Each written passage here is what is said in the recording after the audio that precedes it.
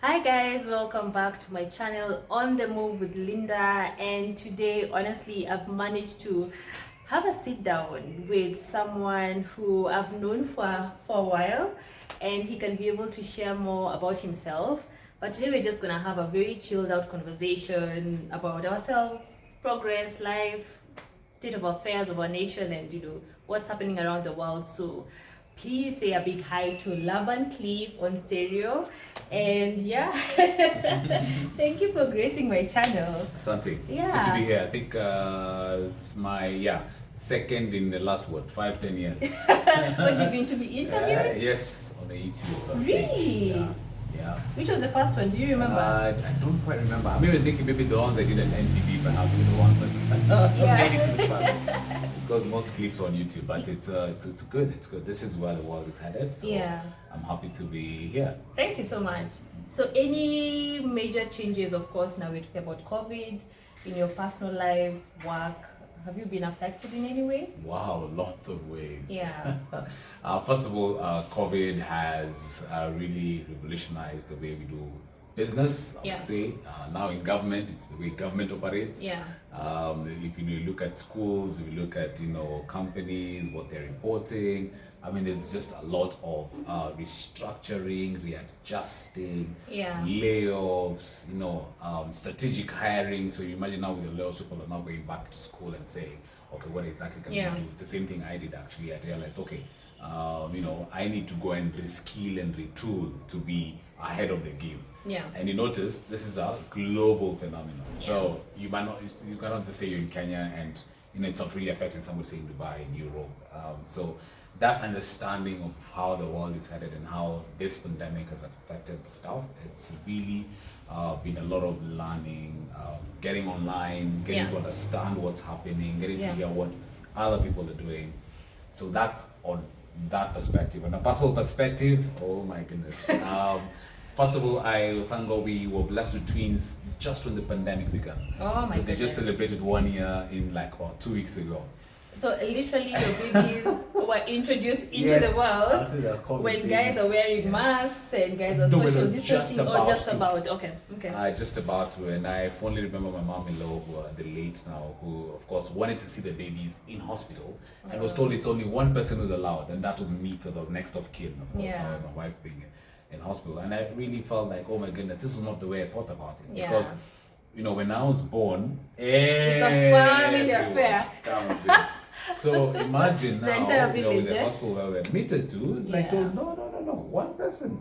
And it was just low key, it was just like you're holding the baby alone. And then until when you get to the house is when now you can say, people can welcome you. But hey, it's still not the same. It's still not the same because when you go to the house, you're told, okay, social distancing, kids. So, I mean, can you imagine the last 1 year has just really been them, being in the house. Now we're trying to take them out a bit, take some sun. So it's really been great. That's from a family perspective. From a personal perspective, I think a lot of learning and growing. The working from home phenomenon has really, slowly taken root. So we're working from home. No one can say people at government can work from home, but you can see now there are structures and there are ways that the government is remodeling itself to just move away from, you just need to be on the brick and mortar or just your chair and your desk, to when we go online and seeing innovative ways of how business can transact online. And I think that is really amazing because it's always been a paper heavy phenomenon where you expect signatures and what have you, but slowly by slowly we're seeing a lot of electronic conversations, and even government services moving online. We're seeing that a lot. So I think personally that has really been reached. Socially sporting wise, I miss motorsport. I wish I would rally. When I heard you were a rally fanatic, let me use that word, I was like, Laban who? Now, Laban I know. It's really not even a fanatic, because a fanatic will just sit there and watch others play. I'm actually in the game itself. So you participated as a driver? Yes. Oh, really? I was to co-drive. I am now, of course, trying to get into a bit of, autocross and trying now to drive. Okay. Actually, I started as a mechanic. believe it or not. No, you Daystar people. Did you know that she went to Daystar? Okay, maybe I released something. And so props to Daystar. Yeah, they should sponsor the channel. So so at the River Valley Road campuses, was a bit of it was, I don't think you're flexible, but you had a lot of like intercampus intercampus relatability, and also I feel like you also had that rich student experience, where you go to Afi, maybe you guys would be at Lukenya Hills, exactly, Hotel, and do all that. Where now, we get to experience the World Park, National Park in our own backyards. Yes, at the time, Strathmore University, my institution, my alma mater, was a non-residential university. So after class, people go home. Yeah. I'm like, what do I do in my free time? What do I do in my free time? I just realized, I'm like, you know what, this is a passion of health for law. Yeah. How about then I can, just go and maybe, do something I love. And I went into this training school, Azhar Anwar Motorsports Academy, and thank God for them. He allowed me into his garage, and I started fixing, just manual work, just the kawaida job, cleaning tires here and there. Organizing the service bay, and through that I got to really be close to a rally car and be close to understanding how a rally car operates and what have you. So it's been very interesting, and through that then I got my first seat as a co-driver, and then from Azhar Anwar, I went to Mohammed Ashraf in Uganda. For the last about 8 years I've been navigating Zio Kawaita. And I think that has been amazing. It's really been a passion aside from the hustle. So, we miss now being on the road. So now personally I've said, you know what, let me hang my co-driver boots and let me start. Don't hang them yet. I really want to experience that, the drive and the, just getting into that kind of scenario where you're in a car, someone is driving, you're going at a crazy speed. I think I really want to. Okay, it's good fun. It's Linda, man. When young, life is short. We just need to do what we love. This is something I've always wanted to do since I was 6. Look at us. We're over 30. Not saying okay, I'm over 30. I don't know about you. He's over 30. I'm over 30. Still sweet 16. They're over 30. So they're like, these are kids who just come in. They'll have their own different passions. We actually have given. I think my mom used to call them, one who's going to be an engineer, one is going to be a doctor. So we don't know. It's just how she used to refer to them based on their personalities. But that's a vision, parents, grandparents have for their children, and you don't know how they turn out to be. I really don't think my parents knew that this was a passion they knew what to do. But it's because of their upbringing as well. For them, it's Endo some, Maliza, you sort yourself out for other things. Pata kazi, pata familia, maisha isonge mbele. But their passions, you always feel the adrenaline. So does it mean, Laban, if you were not doing what you're currently doing, and if we did not have perhaps COVID and any other challenge or factor, you will perhaps consider a career as a rally driver? I can't say wishes were horses, but I know it's coming. Okay. Because I know it happens in Europe, and I've sat with drivers who their work Monday to Friday is just to think about the rally car and think about motorsport. Sadly, in this part of the world, you have to foot the bills yourself. You break one shock, you're going to pay a pots of 300,000 shillings. Now imagine you have 4 shocks. You're playing around with $1 million bob. That is not something that your parents would just say, just go ahead. Nasema endo nunue shamba kwanza kabla uanze kufikiria. Alafu ujenge nyumba. But I've seen the works team. We call them the works team. These are the big teams. The WRC, the Honda, the M Sports.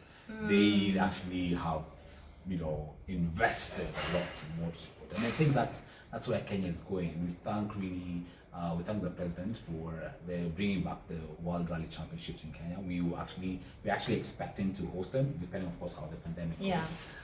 And I think that's a hallmark. A sport that has never been witnessed in Kenya for quite a while, and now we're bringing it back. So that's really amazing. So personally, all factors held constant.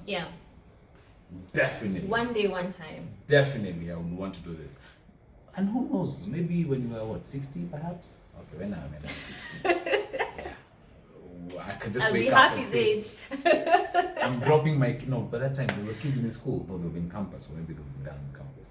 So, but I'm also thinking about, there's a time there was a conversation around Formula One. I know, honestly, this is something that I don't have much information about, but do you think at some point as well, Kenya will get to, I don't know, have some grounds where guys can, participate in F1?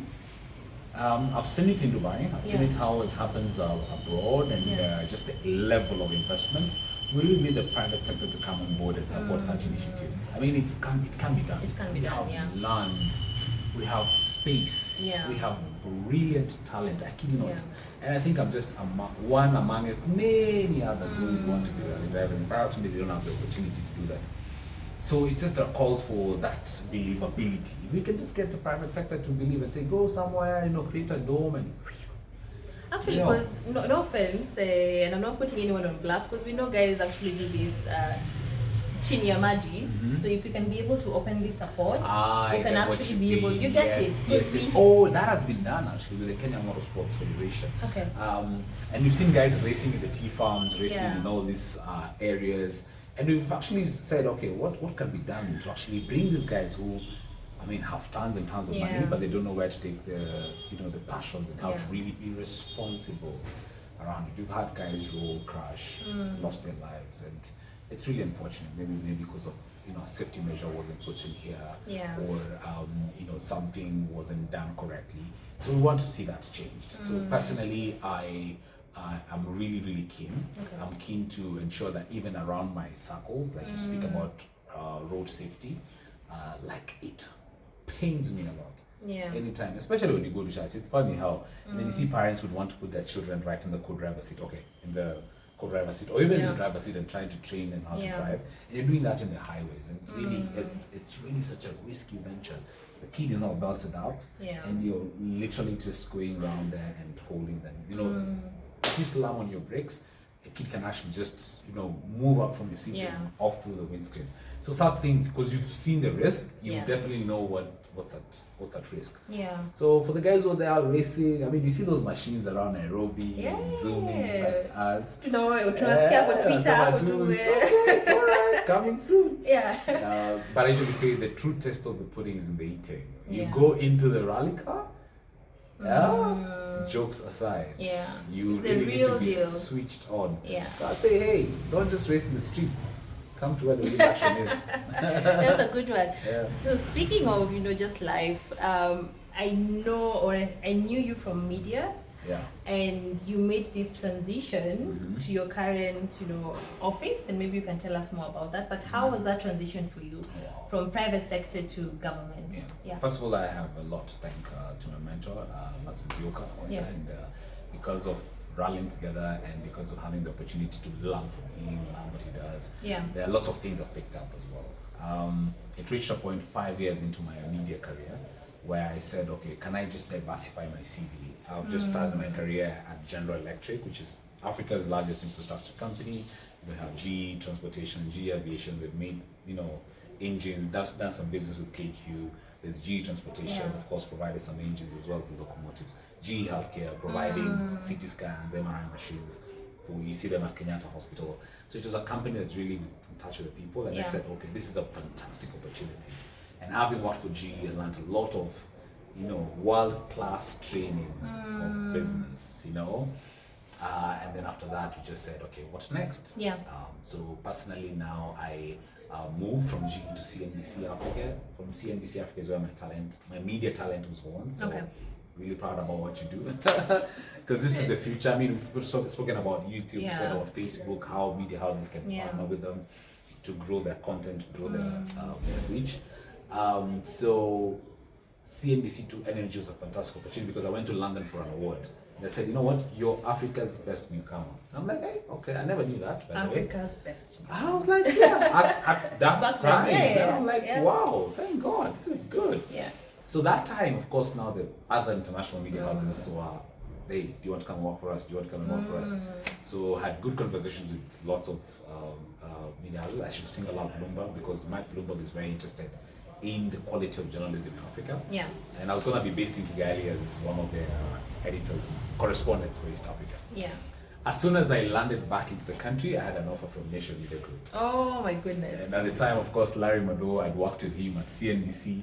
And then it's like, Chief, just come over. So, I mean, it was very tempting. Yeah. So Larry just pulled me in and was like, okay, cool, come walk with us. So 5 years. And now, of course, he went back to the international media.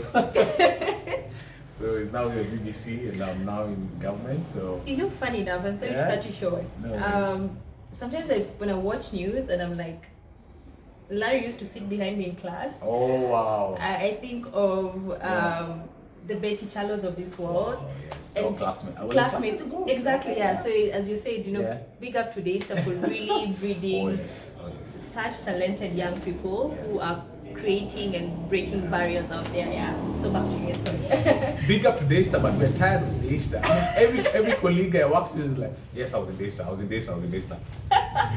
Watch out for Strathmore University, which just started the digital journalism school. So yeah. Look out for this thing. But no, anyway, the more the merrier. The more the merrier. Yeah, I think the idea is just about having more institutions that can train new media, digital skills. I mean, give a props to also the Aga Khan University that is also trying to really do a lot of scholarships and supporting media talents out there. Okay. Anyway, so that's it's been Nation was amazing, and this wave of digital just came in, and now we're thinking, now look at circulation numbers dropping, and looking at the conversations online. How can we make sure that we actually be at the cutting edge of technology? Yeah. So again, I had a chance to go back to view the UK, and I really loved Oxford.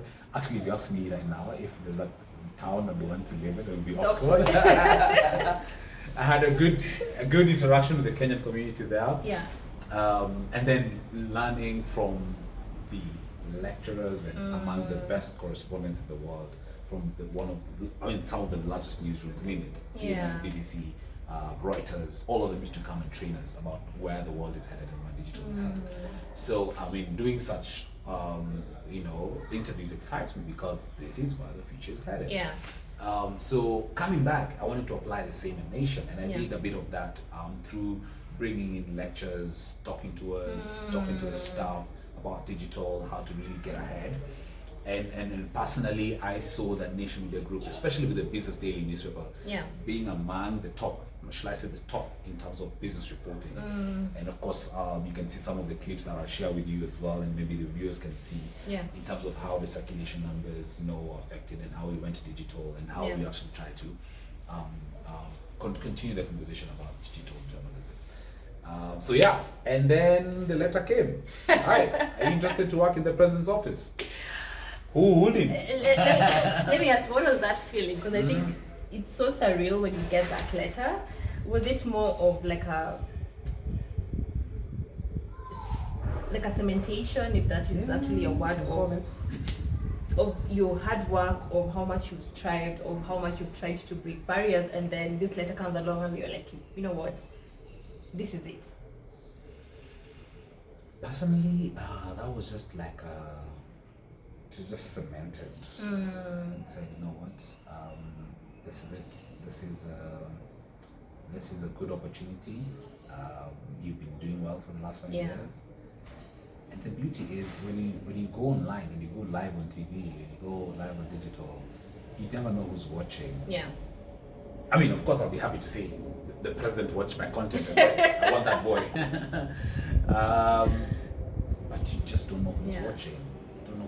So you always have to just give your best. I think even in life, you just give your best. Be kind to people.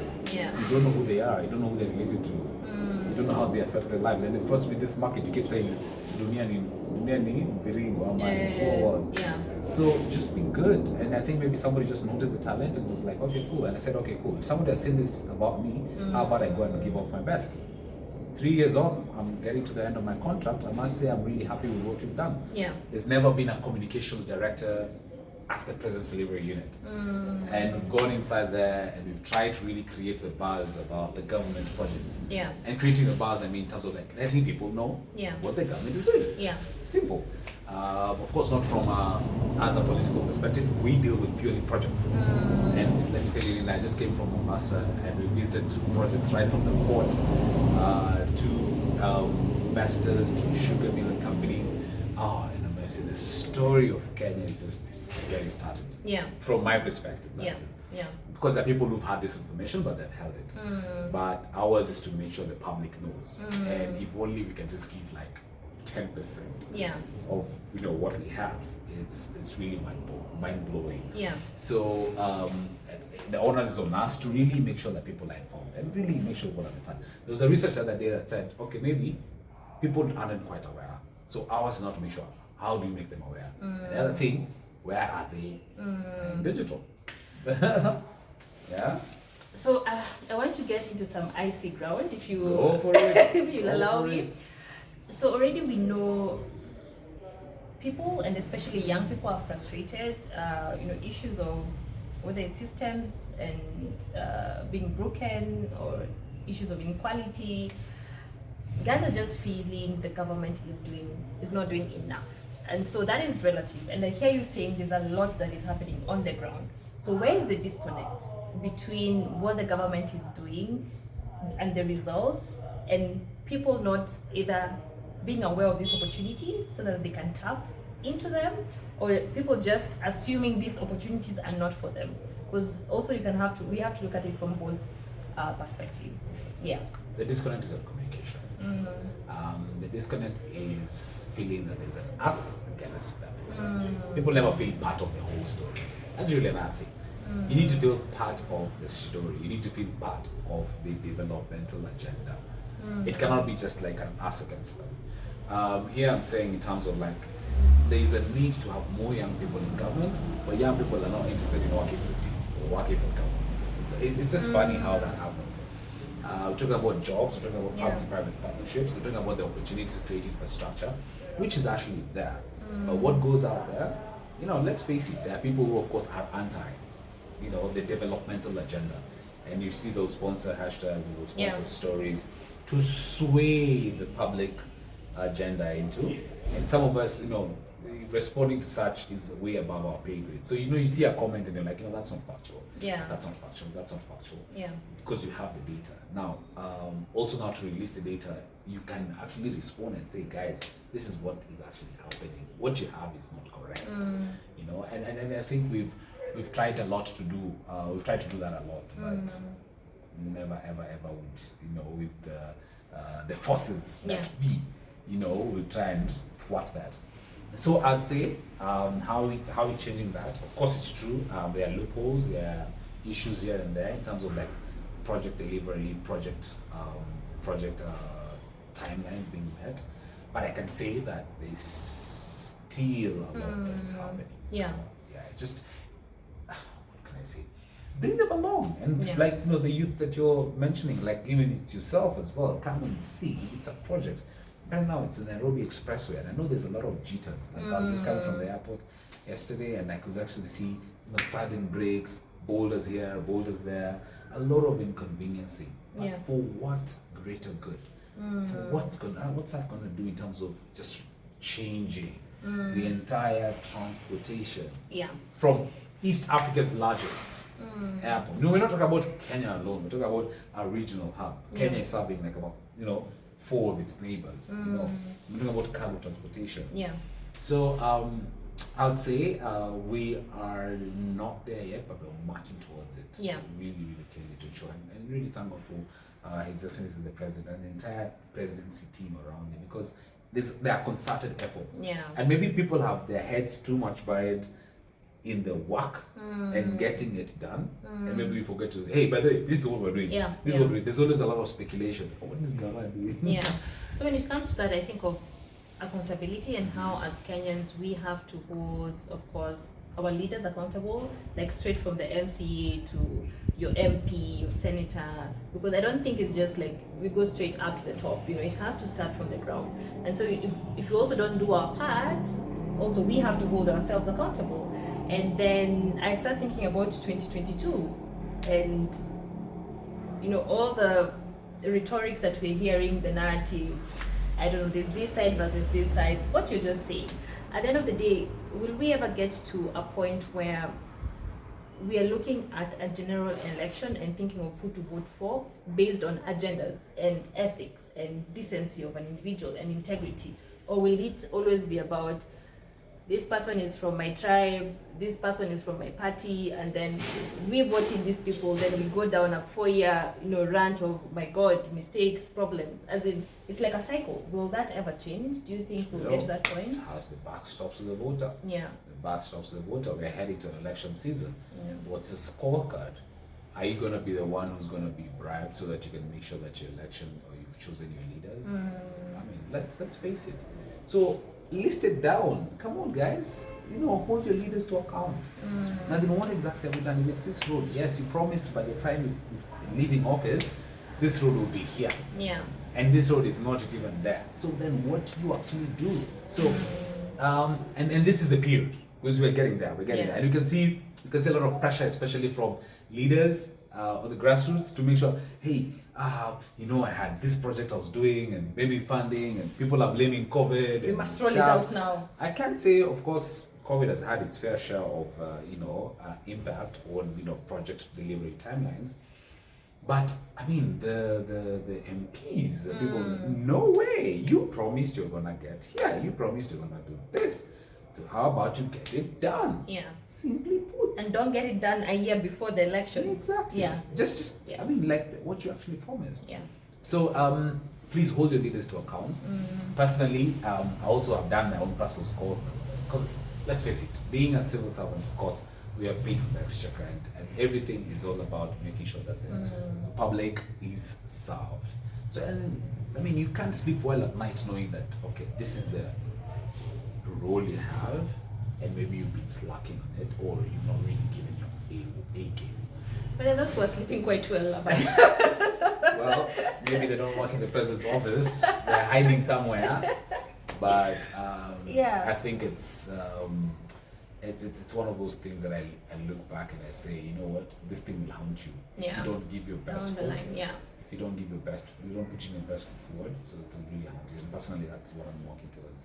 And I must say that, I mean, should it come now to the end of my contract and they're walking out that door, I'll say, you know what, this is exactly what we managed to achieve. And not we, because we work around as a team. Yeah.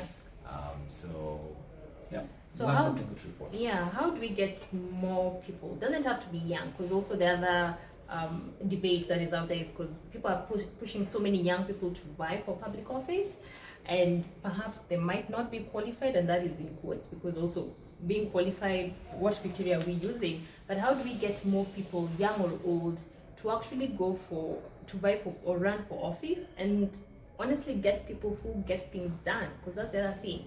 I feel, and that's just my perception, the leaders of this world who might be qualified, might have the passion, might actually be able to bring change.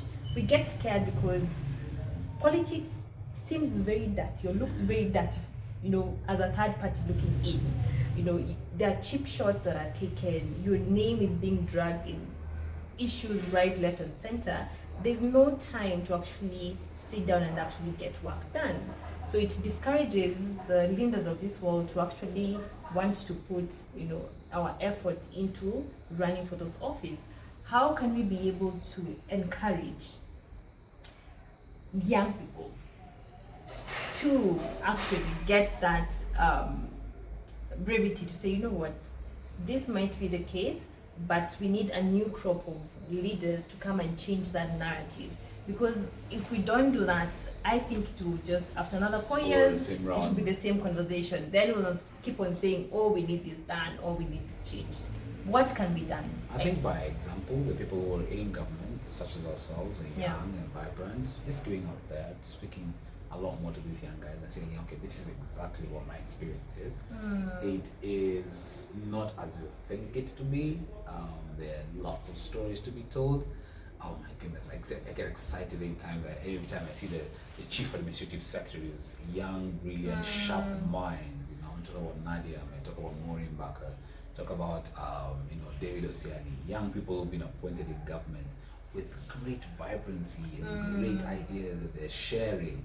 And you look at that and you say, oh my goodness, how did this happen? And that really is a start of many to come. So personally, I look at it and I say, you know what, this is a chance. It's a chance for us to make sure that we can maximize on these young people. And actually, good idea. It's maybe time that they spoke to the public, and we bring them up. Yeah, we bring the young cabinet, the chief administrative assistants. Yes. Yeah. Honestly, and we showcase them. I And we think just that's say perfect, what they Laban. do. Yeah. You know, what they do and stuff. So, I mean, this is a shout out to them as well. So. Definitely, I was about to say, so for all the CASs out there, or yeah. CS who actually want to talk to the young people, this is a welcome invitation to you all.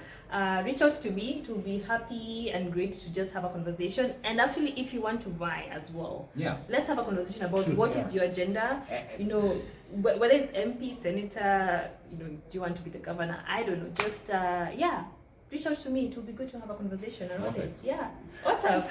So I know I've taken so much of Laban's time, and we can't finish everything we want to discuss. Yeah. But I think, you know, getting into more of you as Laban, let me just do a fun kind of question and answer rapid fire section. So what is the first thing you do when you wake up? Oh, first thing I do, goodness, I need to stop. Look at my phone. But I look at my phone for the time. So after you look at the time, what do you do next? Look at the phone, jump out, you know, put down the heater, and then go check up on the kids, perhaps how they've woken up. And of course, by the time you're back, the heater water is warm, shower, a quick breakfast, and you're out of a quick breakfast, a prayer with wifey, and then you're out of the house. Okay. So pretty simple, like any normal households. How I'd want it changed, perhaps, is wake up and do a gym session. Okay. Now with the lockdown, maybe that's gonna happen. I don't know about the swimming experience, because that has also been top of mind. Yeah. I mean, I've seen some leaders wake up at 4:30 and doing a swim, and I'm like, okay, so that's where I need to be. Not because they're doing it, but because you want to be them when they're 50. Yeah. Young, energetic, very, you know? Yeah, that's true. And of course, there's a bit about mental health, which I know I need to really work on in terms of, like, you know, are you okay personally, are you okay spiritually, are you okay physically? All those things come into play. Okay. What is your favorite beverage? Oh, favorite beverage. Yes. Wow, that's a good one. Apart from coffee, like well-ground coffee. I think well-ground coffee, I would say. Yeah, well-ground coffee. Some people who, of course, have been interacting quite a lot. I'm really trying to make sure I don't disappoint them. The gin and tonic experience is quite good. There's a bit about, you know, just trying to go a bit moderate on it, because people will also trying to come up with new ideas in how to ensure that they can, you know, come up with really nice cocktails that are palatable. Yeah, I would say. Yeah. So awesome. That's a good one. Lastly, if there is any advice you can give me as someone you've known for a while, and what can you be able to just tell me in terms of, you know, prepping for the future, looking forward to what the future holds? Don't let your foot off the pedal, or don't let your foot off the gas. Why I'm saying that is because I know there are usually those slaps. You know, you have people go like this. I don't feel psyched. Do I start this project, or do I not start this project? Okay. When I say that, of course, I will complain about this, because, like, no, ease off. Yeah. No, step on it. Yeah. What I mean by that is, when it's a project, go for it. Hit the ground running. Yeah. Hit the ground running. Go for it. You want to visit, you want to travel somewhere, go for it. I think that's what COVID has taught us. It's like, life is so short that you just don't even know how things are gonna go, or which other side, you know, the world is headed. People have lost jobs, people have done all sorts of things, and you're like saying, if there's that great idea you're sitting on, maybe this is the time to do it. And with a lockdown, it shouldn't really be a time of, I can't go to second guessing yourself. No, go to your bedroom, open that vision board.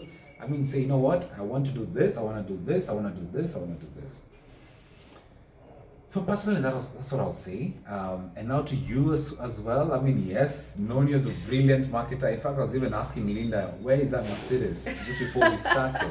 Because about 3 years ago, she told me that's what she wanted to buy for her birthday. Can't say what birthday.